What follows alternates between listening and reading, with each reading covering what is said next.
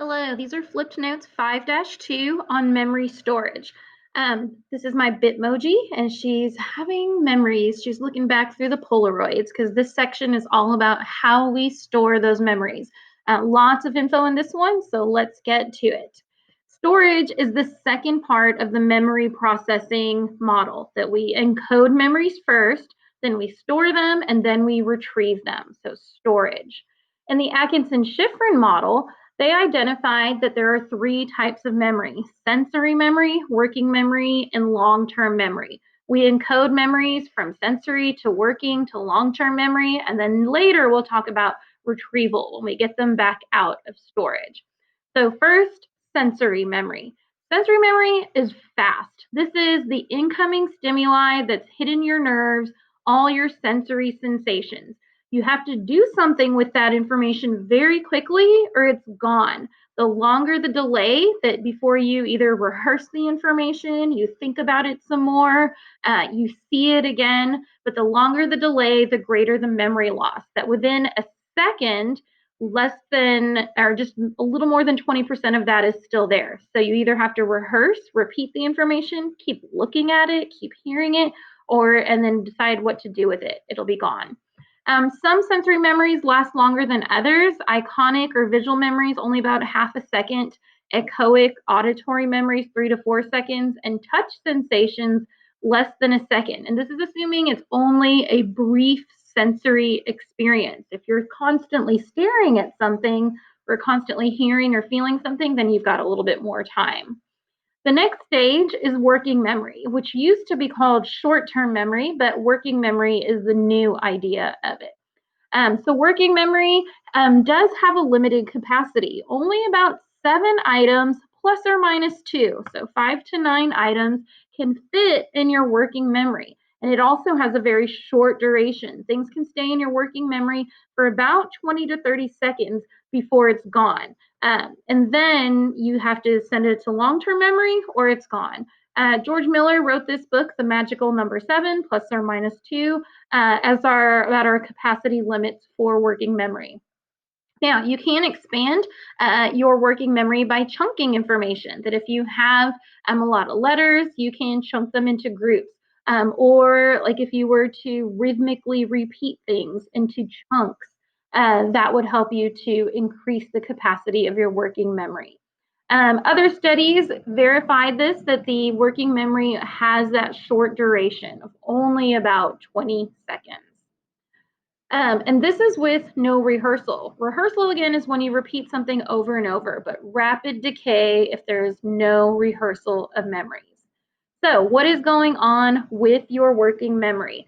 There's four main things. One of them is a phonological loop. This is the idea that we just constantly recite or think of information in order to keep it in our memory. If somebody's ever maybe told you a phone number that you had to memorize, or not memorize, but you at least needed to write it down, and you were repeating it in your head over and over again before you could get to write it down, that would be a phonological loop.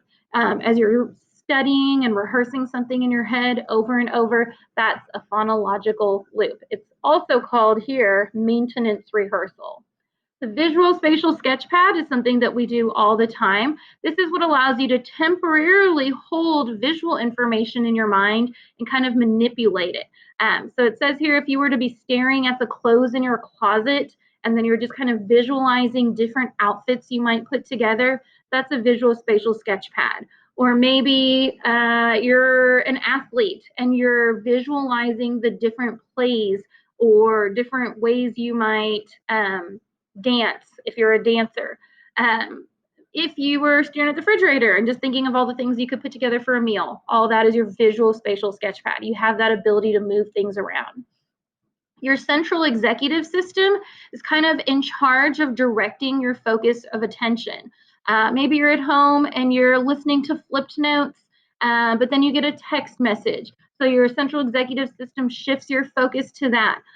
Or maybe you're writing and then you hear something on the TV that catches your attention.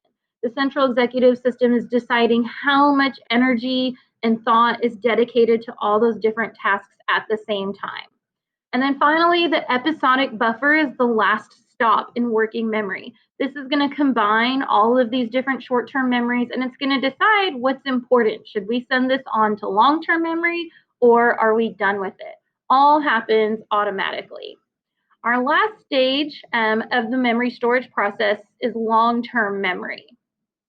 So as far as we know for now, or what researchers know, we essentially have an unlimited capacity store for memory. So we can keep putting information in. The problem is we can't always retrieve that information.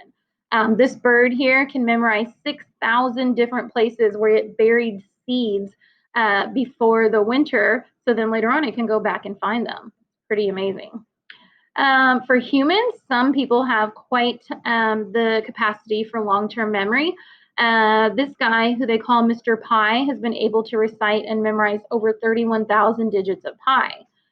So while we may not all be able to do that, we do still have this unlimited ability to store personal memories, general knowledge, and all of that can just keep adding up into our long-term memory. We don't actually run out of space. It is different for the different types of memory. For our sensory memory, the capacity is unlimited, but is very limited in how long it'll stay there, less than a second. Our working memory, we talked about the capacity of that was only about 7 plus or minus 2 chunks for 20 seconds. And then long-term memory is essentially infinite, and it can last for years. You just have to be able to retrieve that information from the memory store. Where exactly do we store memories in the brain? We know from previous chapters that memories are stored in the cortex, but people originally thought that one memory was only stored in one spot throughout the cortex, and then we had memories all over the cortex, but one memory in one spot. In one study, they electrically stimulated different parts of a person's brain, and they expected for them to have like a vivid flashback, that if they touched a part of their cortex, that memory would come back to them. And only a few people actually reported having flashbacks when they did that to them.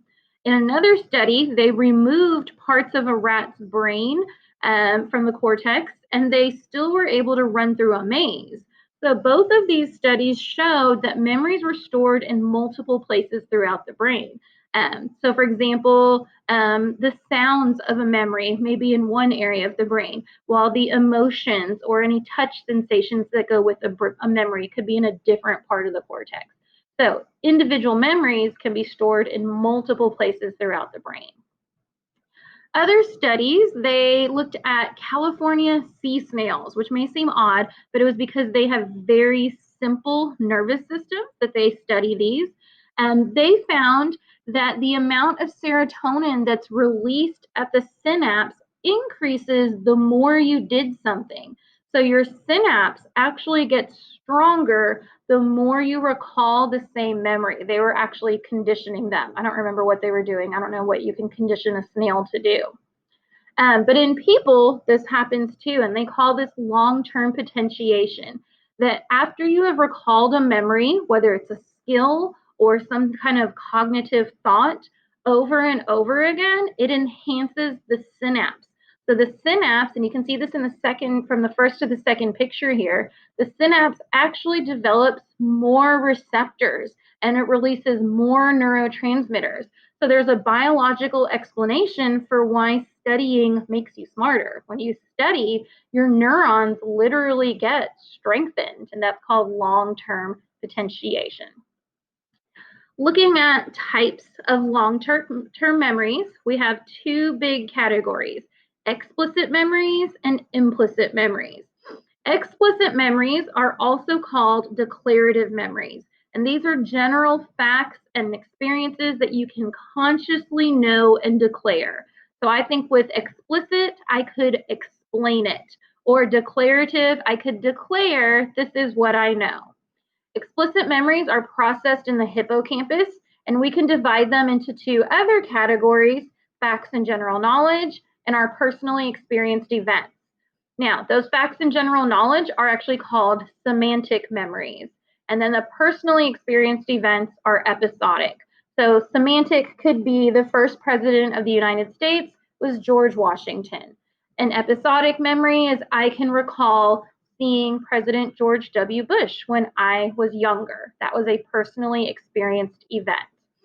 Implicit memories involve learning some type of an action or a procedure, but it's not something that you can necessarily consciously recall. For example, you can learn to ride a bike, but you may not necessarily be able to describe exactly how to ride that bike. It is an implicit procedural memory, or it is implied. Now, those are also processed in the hippocampus, but they're unique in that they are processed also in part by the cerebellum. And those are divided into motor skills, cognitive skills, and classical and operant conditioning effects. So things that you can just do without thinking about. We have one more type of explicit memory, and these are flashbulb memories. We'll get to that in just a minute. So here we have a person riding a bike. Knowing the names of the parts of the bike, those aren't explicit memories, semantic explicit memories, because I can consciously explain that's the handlebar, those are the pedals, these are the spokes. Being able to actually ride the bike, being able to control your balance, to steer, conditioned reflexes, those are implicit memories, and they're processed by the cerebellum.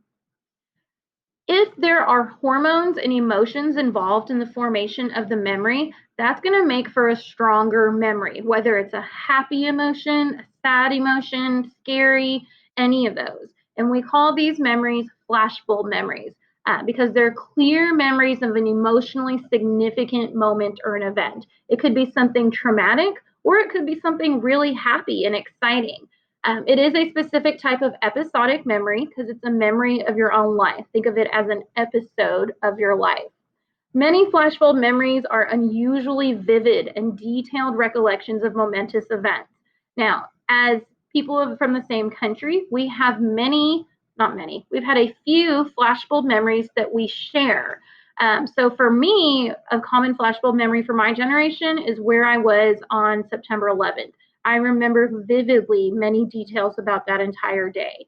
For my grandparents and my parents, where they were when Kennedy was assassinated. For your age group and our current generation, it's probably maybe where you were when you found out how big the pandemic had gotten or that schools were being shut down. And then we also have our own personal flashbulb memories, maybe where you were when you found out that a loved one was sick or passed away, or maybe if something really positive or happy happened to your family and you remember all the details of those. You remember those details because of the stress hormones that were involved, made them more vivid. This is just reviewing again these declarative memories versus non-declarative. So declarative are explicit, non-declarative are implicit. Declarative includes semantic memories like knowing Kennedy was assassinated in 1963, or an episodic memory, a memory of your first kiss. And then again, non-declarative reflexes, emotional memories, riding a bicycle. Again, we mentioned where those were processed. The hippocampus processes explicit memories, and the cerebellum processes the implicit or procedural memories. Moving on to some other details, retro versus antro. So these are actually just prefixes, but they're going to show up in several terms here. When we say retro, we're talking about old or before, and we'll use that in the terms retrospective and retroactive. The prefix antero can mean after or in front of, and then pro can mean forward, as in perspective and proactive. So what happens when your hippocampus or your cerebellum are damaged? When your hippocampus is damaged, it can cause amnesia. And this specific person, H.M., Henry M., he's a classic case in psychology. His hippocampus was damaged in surgery, and he could remember everything before the operation, but he could not make new memories.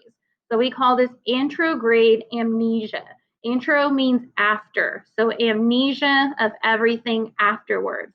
So he still had all his past memories, but he was unable to form any new memories.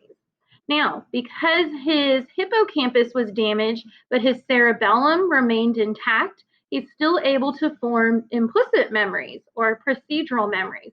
However, he wouldn't be able to explain that he had those new implicit memories. And I'll explain that a little bit further in class about how we learned this Tower of Hanoi game.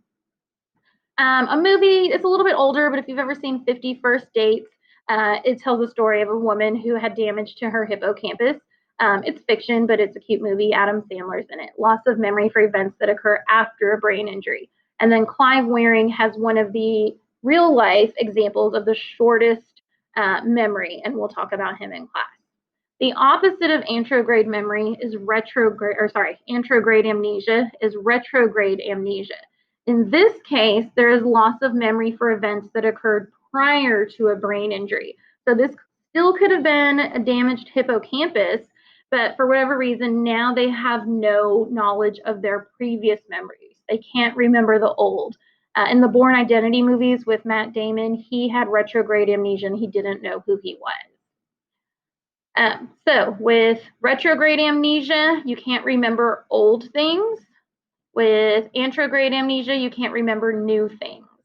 The last two terms here, retrospective and prospective memories. Retro, again, remember, means old or the past.